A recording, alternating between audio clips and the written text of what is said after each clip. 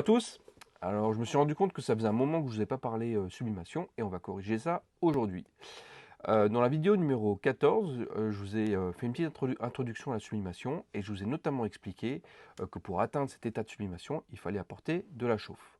Donc aujourd'hui, on va vous parler des différents matériels qui vous permettent d'atteindre cette chauffe-là. Je vais commencer par le plus récurrent, ce qui se fait le plus, ce qui s'utilise le plus, ça va être la calandre de sublimation.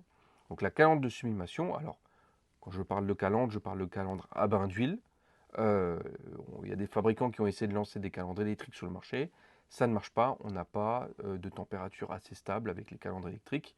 C'est sans appel, ça a été essayé dans tous les sens. Techniquement déjà c'était très ambitieux, mais c'est certain, après tous les tests, ça ne fonctionne pas.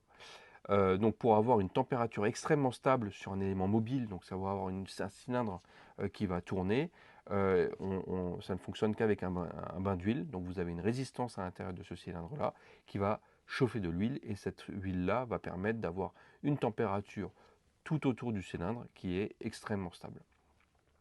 Donc la calandre va être surtout utilisée pour tout ce qui est support souple. Donc ça peut être du textile ou ça peut être d'autres supports souples. Mais ça va être pour du support qui est souple puisqu'il va falloir qu'il puisse s'enrouler autour du cylindre. Le deuxième équipement qui va permettre d'atteindre la température de sublimation, ça va être la presse. Donc la presse, il peut être aussi utilisé en textile.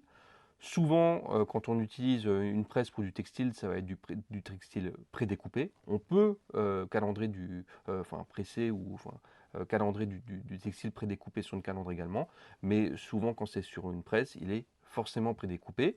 Mais le plus souvent, la presse, il va être utilisé pour tout ce qui est des objets qui sont solides, qui ne vont pas pouvoir se déformer.